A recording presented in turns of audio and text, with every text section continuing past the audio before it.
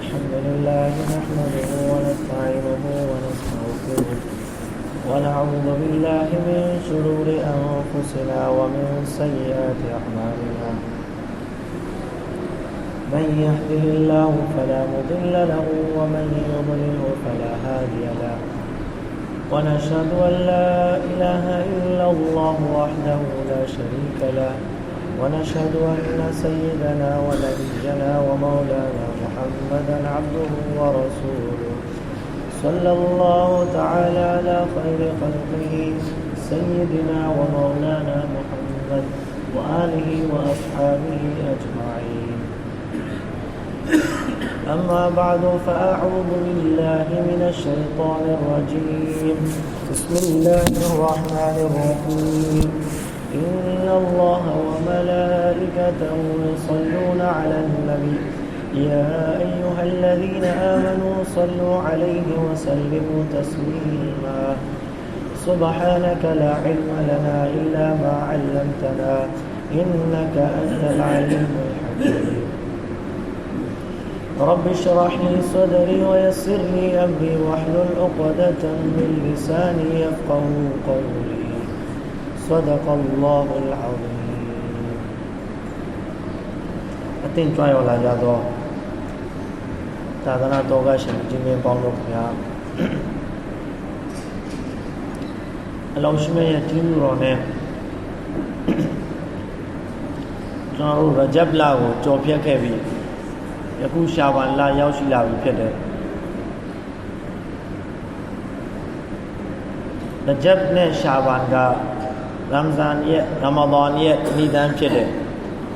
အဲ့တော့ကျွန်တော်တို့အနေနဲ့တနည်းအားဖြင့်ပြောမယ်ဆိုရင် Ramzan မတိုင်ခင်မှာ Ramzan နဲ့ပတ်သက်ပြီးတော့မှအသင့်ပြင်စရာလေးတွေပြင်လို့ရဖို့အတွက်အလောင်းရှိမြတ်ကကျွန်တော်တို့ကိုလာနလချီးမြှင့်ထားတယ်အချိန်ကာလတွေမှာသူ့ရဲ့ထူးခြားချက်နဲ့သူတီးခြားစီရှိကြတယ်ဘယ်အချိန်ကာလမှာဘာထူးခြားချက်တွေရှိတယ်ဘာအဖြစ်အပျက်တွေဖြစ်ခဲ့တယ်သမိုင်းကြောင်းကိုပြန်ကြည့်လိုက်တဲ့အခါကျရင်ကျွန်တော်တို့သိရတယ်ဥမာရဂျပ်လမှာဘာအဖြစ်အပျက်တွေဖြစ်ခဲ့လဲရှာဘန်လမှာဘာအဖြစ်အပျက်တွေဖြစ်ခဲ့လဲအဲ့ဒီအဖြစ်အပျက်ကလေးတွေကိုလည်းကျွန်တော်တို့အနေနဲ့သိထားဖို့လိုအပ်တယ်ပြီးတဲ့နောက်ပိုင်းမှာ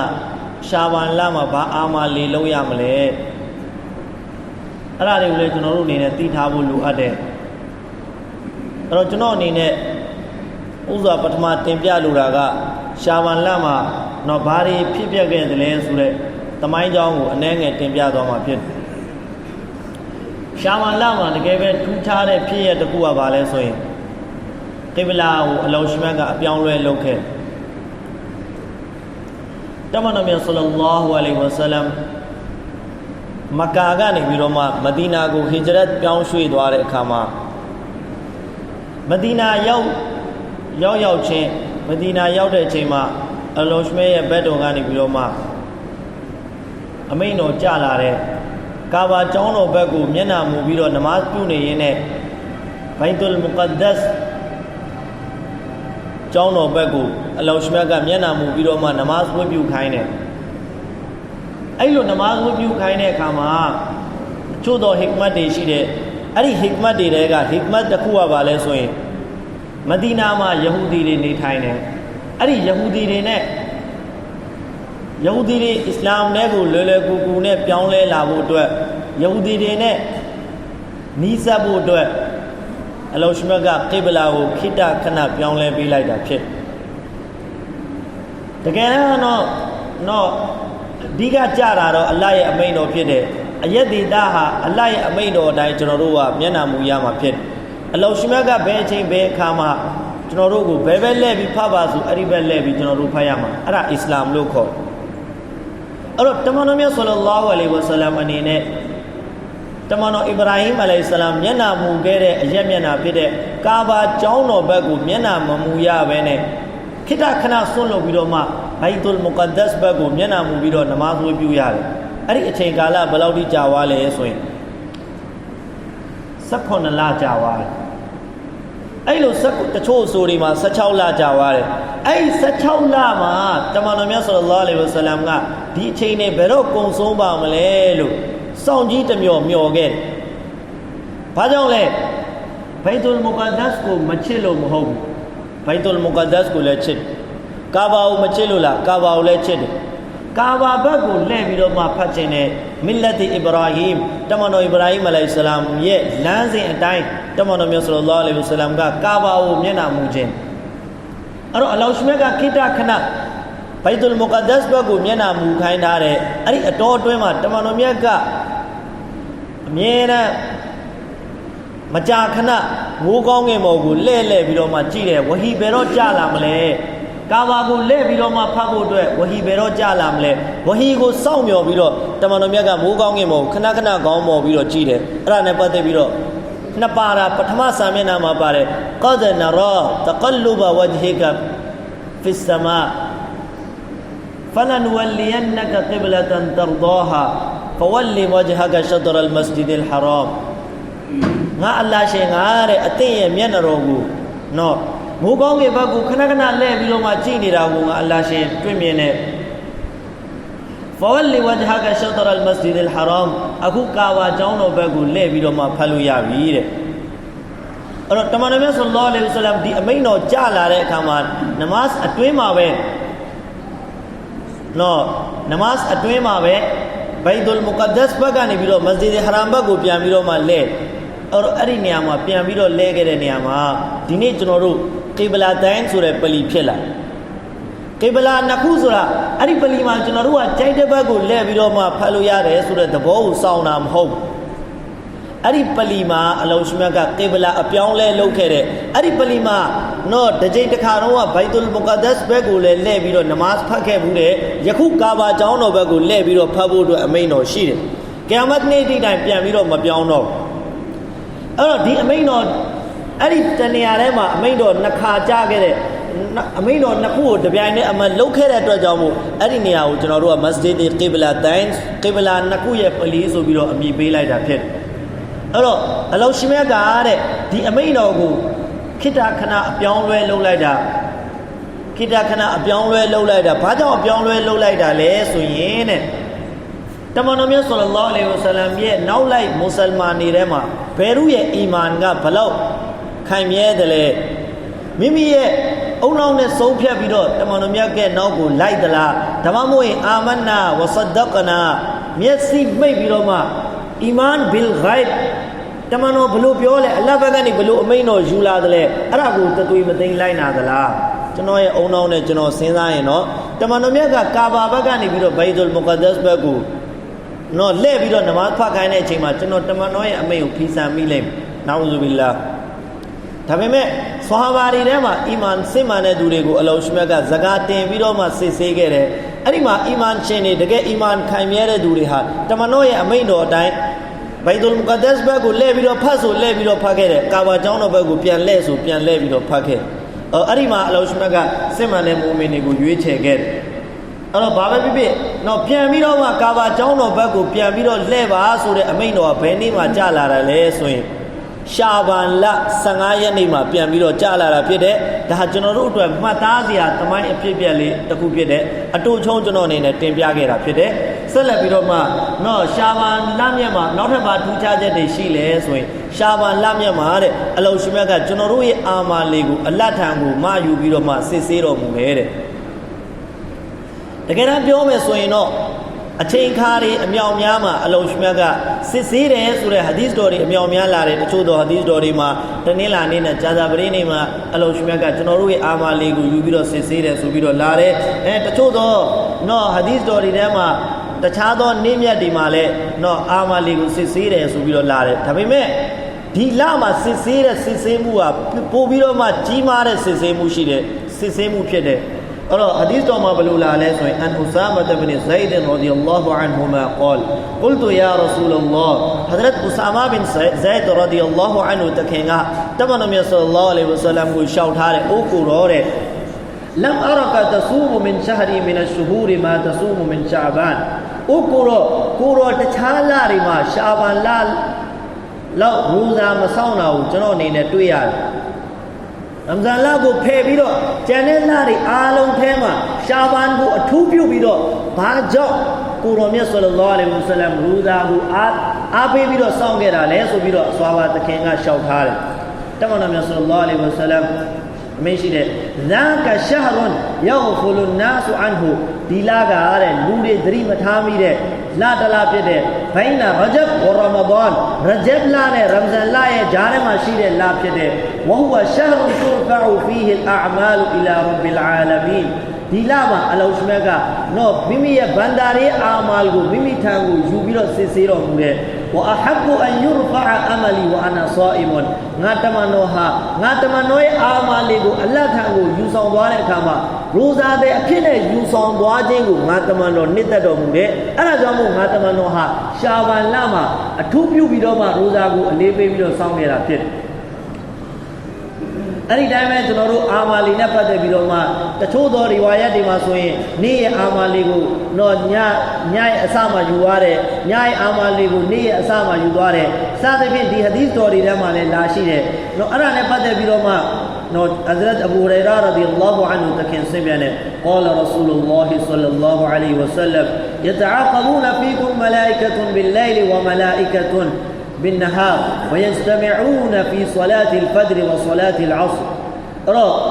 ့နေ့မှာရှိတဲ့မလာအီကာတွေနဲ့ညမှာတာဝန်ကျတဲ့မလာအီကာတွေကတဲ့တော့တယောက်နဲ့တယောက်တလဲစီတော့ပေါ်တဲ့အောက်ဆင်းအလ္လာဟ်ထံကိုသွားကြတယ်တချို့ကပြန်လာကြတယ်အဲ့ဒီမှာအသွားအပြန်အချိန်ကဘယ်အချိန်လဲဆိုရင်ဖဂျ်နမတ်နဲ့အဆွာနမတ်ရဲ့အချိန်ဖြစ်ကြတယ်အဲ့ဒီမှာသူတို့ကလမ်းမှာစုံကြတယ် ثم يعرج الذين باتوا فيكم فيسأل ربكم كيف تركتم عبادي အဲ့တော့ကျွန်တော်တို့ထံမှာအချိန်ကုန်ပြီးတော့အလ္လာဟ်ထံကိုပြန်သွားတဲ့အာမာလီယူပြီးတော့အလ္လာဟ်ထံမှာသွားပြီးတော့တင်ဆက်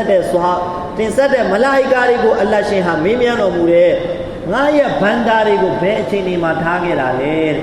့ငါရဲ့ဘန္တာတွေကိုအသင်တို့ဘယ်အချိန်ဒီမှာထားခဲ့တာလဲတဲ့ဖယကူလူနာတရဖနာဟွမ်ဟွမ်ယူဆလူနာအဲ့တော့ဆွာဘာနော်မလာအီကာတွေကရှောက်ထားကြတယ်ကျွန်တော်တို့ကတဲ့အလ္လာဟ်ရဲ့ဘန္တာတွေကိုနမတ်ဖတ်နေတဲ့အချိန်ဒီမှာထားခဲ့တယ်တဲ့အဲ့တော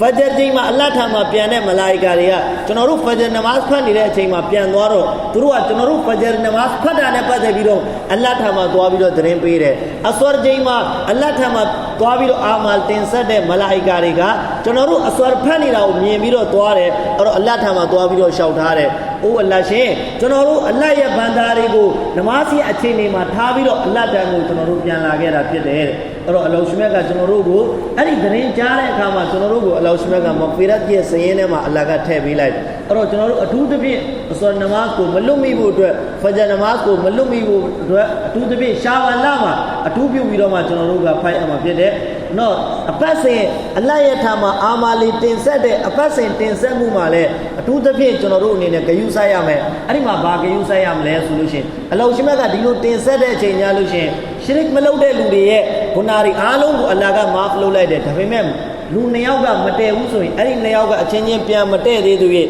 မာဖ်လုပ်မဲ့လူရဲ့စည်ရင်ထဲမှာအဲ့လူမပေါ့တယောက်နဲ့တယောက်ထဲမှ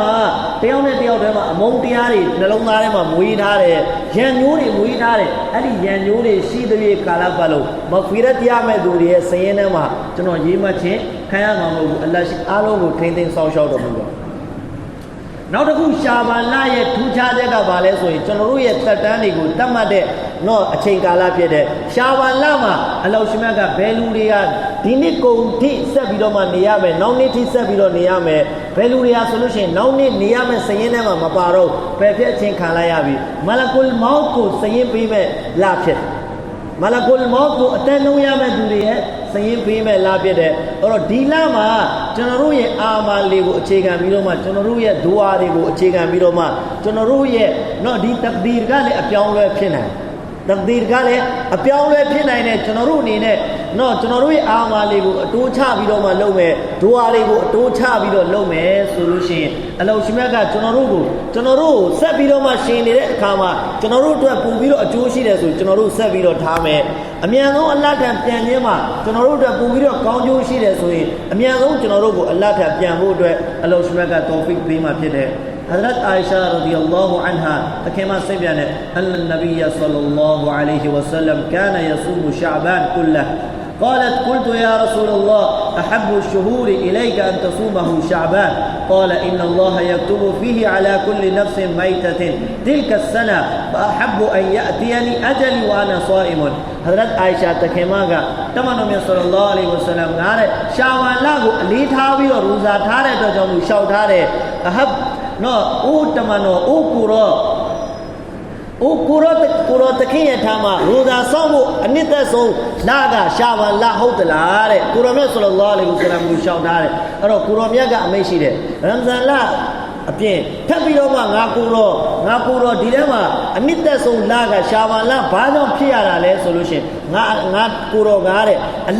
လတ်ထံကိုပြန်ရမယ့်သူတွေရဲ့စည်ရင်းထဲမှာရေးမှတ်တဲ့အခါမှာငါကိုတော့ကရူဇာရဲ့အခြေအနေနဲ့ရေးမှတ်ခြင်းခံလိုက်ရတာကိုနှစ်သက်တယ်အဲ့ဒါကြောင့်မို့ရှာဘာလမှာငါကိုတော့ဟာရူဇာများများထားတယ်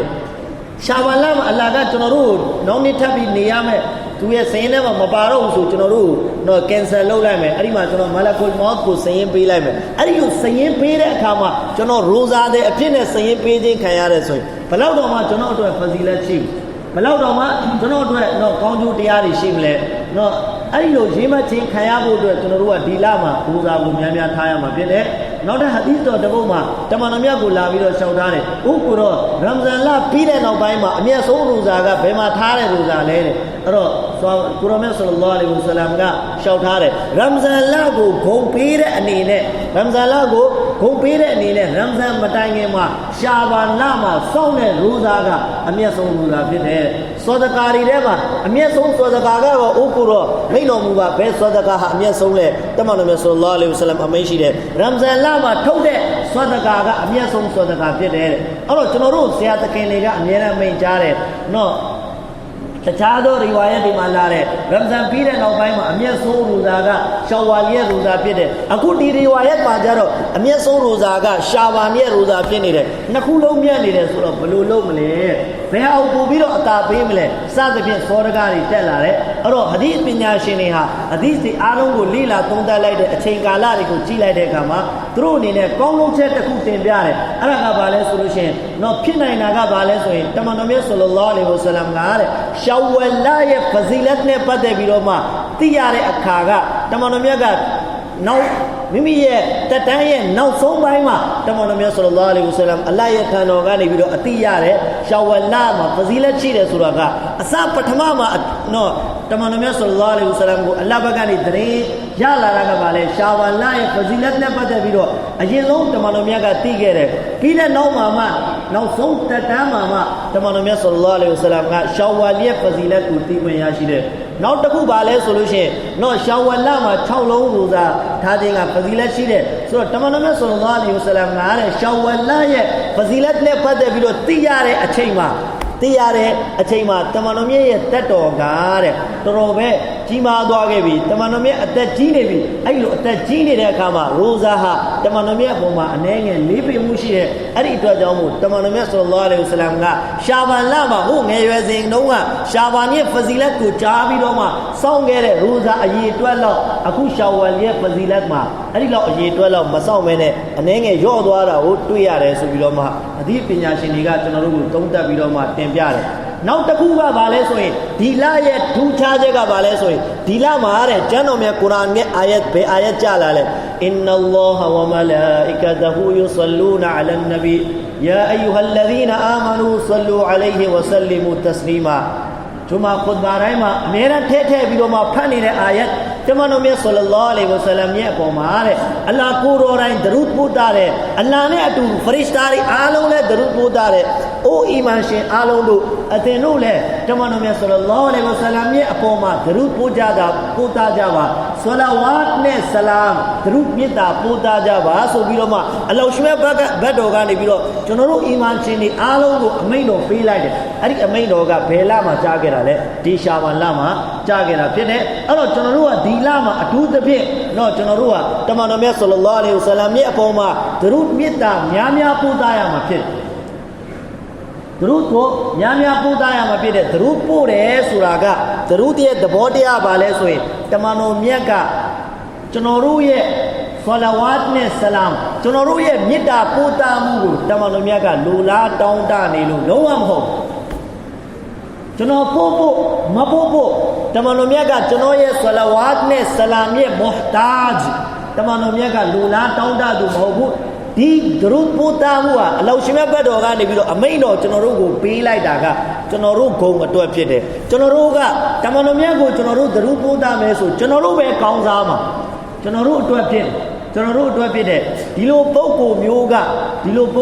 ကသူ့ရဲ့အစင်နန်းနဲ့သူ့ရဲ့နော်အလတ်ထမှာရထားတဲ့ဒရဂျာနဲ့ကကျွန်တော်တို့ရဲ့ဒရုရဲ့မုဟ်တာဂျ်မဟုတ်ကျွန်တော်တို့ပို့တာမယ်မြစ်တာရဲ့မုဟ်တာဂျ်မဟုတ်ဘူးနော်ဘာပဲဖြစ်ဖြစ်ကျွန်တော်တို့ကိုအလောရှိမြတ်ကအလ္လာဟ်ကိုတော်တိုင်လှုပ်တဲ့အမတ်လဲမှာမလာအီကာတွေအားလုံးလှုပ်တဲ့အမတ်လဲမှာနော်သူတော်စင်တွေအလ္လာဟ်ရဲ့အချစ်တော်တွေအားလုံးလှုပ်တဲ့အမတ်လဲမှာအတူပါဝင်စေခြင်းလို့အဲ့ဒီစည်ရင်းထဲမှာကျွန်တော်တို့ကိုထည့်သွင်းရေတွက်စေခြင်းလို့အလောရှိမြတ်ကကျွန်တော်တို့ကိုအမိန့်တော်ပေးထားတာဖြစ်ကျွန်တော်ကဒရုပို့တာလိုက်တဲ့အခါမှာနော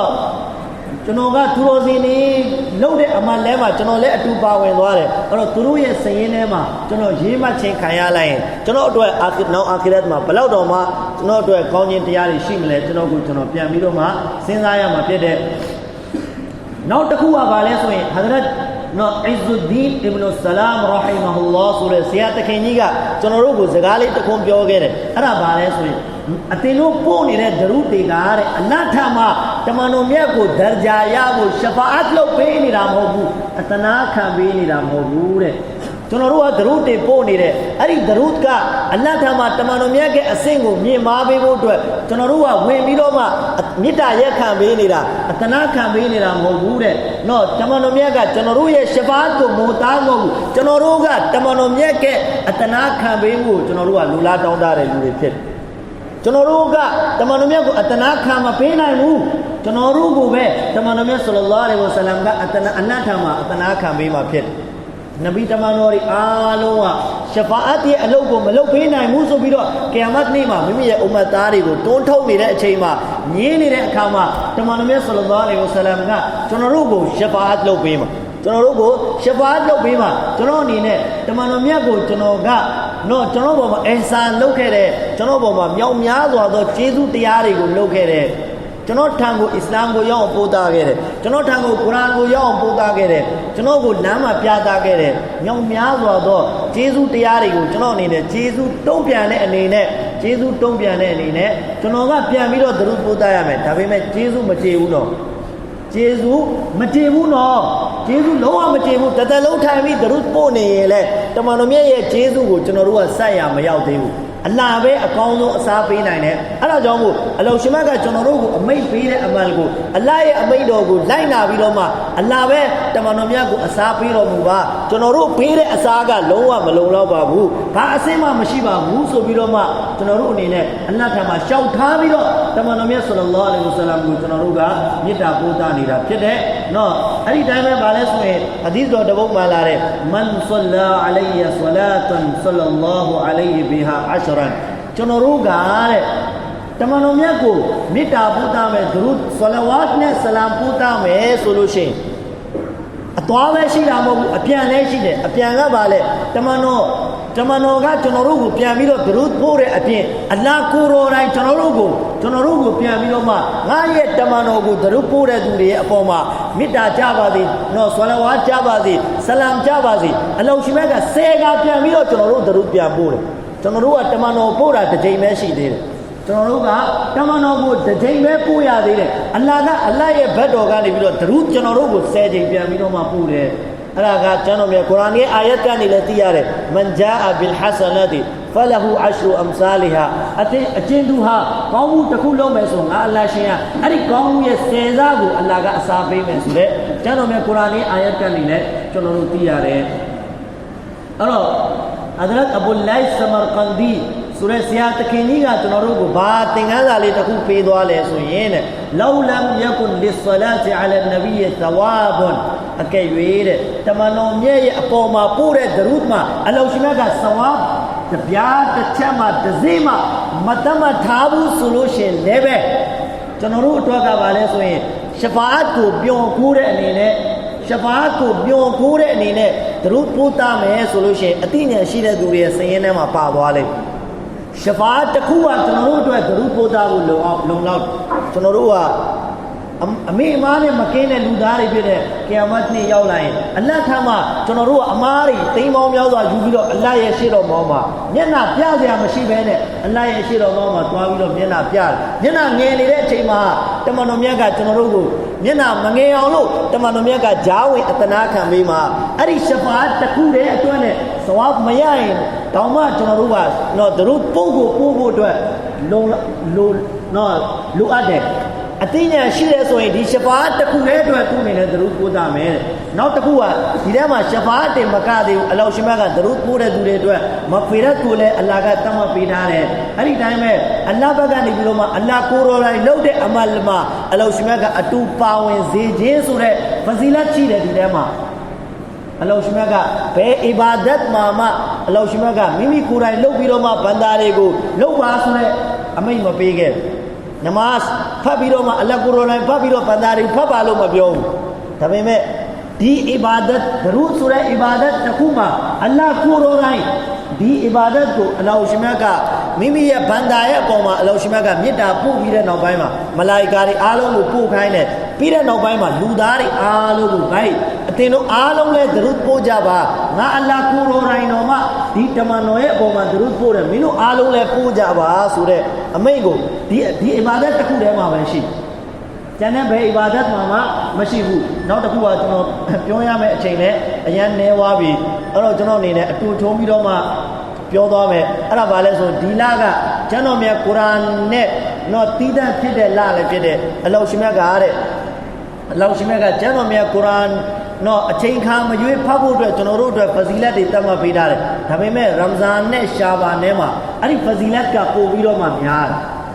ဒီထဲမှာအထူးတလဲတိုက်တွန်းထားတာကိုအဒီစ်နဲ့ကုရ်အာန်အာယာတွေမှာကျွန်တော်တို့တွေ့ရတယ်နော်အဲ့ဒီတိုင်းပဲကျွန်တော်တို့ဟတ်တော်ဖတ်တဲ့ကာဘာကျောင်းတော်ကိုရောက်တဲ့အခါမှာမစဂျစ်နဘူဝီတမန်တော်မြတ်ရောင်းသွားတော့နားကိုရောက်တဲ့အခါမှာအချို့သောယာဒီအချိန်ကာလတွေမှာအလောရှိမြတ်ကကျမ်းတော်မြတ်ကုရ်အာန်ဖတ်ရခြင်းကိုအထူးတလဲတိုက်တွန်းထားတာကိုကျွန်တော်တို့ဒီနေ့တွေ့ရတယ်အဲ့တော့